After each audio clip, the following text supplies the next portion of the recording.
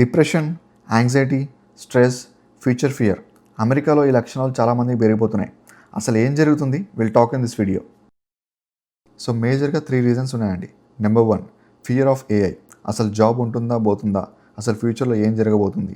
Number 2, visa and immigration problems. ఇక్కడే ఉండిపోవాలా, ఇండియాలో settle అవ్వాలా, లేక వేరే కంట్రీలో సెటిల్ అవ్వాలా. Number 3, mental instability. అన్నీ ఉన్నా కూడా there are people who are not happy here. In this video I will talk about number 1 reason, fear of future. So boss, నేను క్లియర్గా చెప్తా, అసలు భయపడాల్సిన అవసరం లేదు. I want you to understand this clearly. So 1886లో ఆటోమొబైల్స్ ఇన్వెన్షన్ జరిగినప్పుడు అందరూ ఏమనుకున్నారు?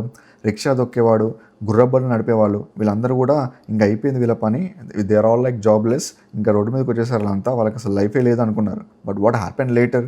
ఆటోమొబైల్స్ వచ్చిన తర్వాత కొంతమంది కార్ డ్రైవింగ్ నేర్చుకున్నారు, కొంతమంది బస్ డ్రైవింగ్ నేర్చుకున్నారు, కొంతమంది ట్రక్స్ నడిపించారు, కొంతమంది ట్రైన్స్ నడుపుతున్నారు, and there are people who are flying aeroplanes now. So point ఏంటంటే, టెక్నాలజీ వచ్చినప్పుడు పీపుల్ అడాప్ట్ అయ్యారు. So now also it's happening the same way. ఏఐని చూసి భయపడాల్సిన అవసరం లేదు. ఏఐని యూజ్ చేయడం నేర్చుకోండి, ఏఐని అర్థం చేసుకోవడం నేర్చుకోండి. రిమెంబర్, టెక్నాలజీ అప్గ్రేడ్ అవుతుంది, డిస్ట్రాయ్ అవ్వట్లేదు. ఈవెన్ వరల్డ్లో ఉన్న కంపెనీస్ అన్నీ కూడా ఏఐని ప్రాపర్గా నేర్చుకోవడానికి స్ట్రగుల్ అవుతున్నాయి. వరల్డ్లో ఉన్న ప్రాజెక్ట్స్ అన్నీ కూడా డే 1లో అన్ని ఏఐకి మూవ్ అయిపోవు. It will take lot of time to migrate and upgrade to the new technology. Panic అవ్వాల్సిన అవసరం లేదు. హ్యావ్ ఎ ప్లాన్, స్లోగా మైగ్రేట్ అవ్వండి, అప్గ్రేడ్ యువర్ సెల్ఫ్.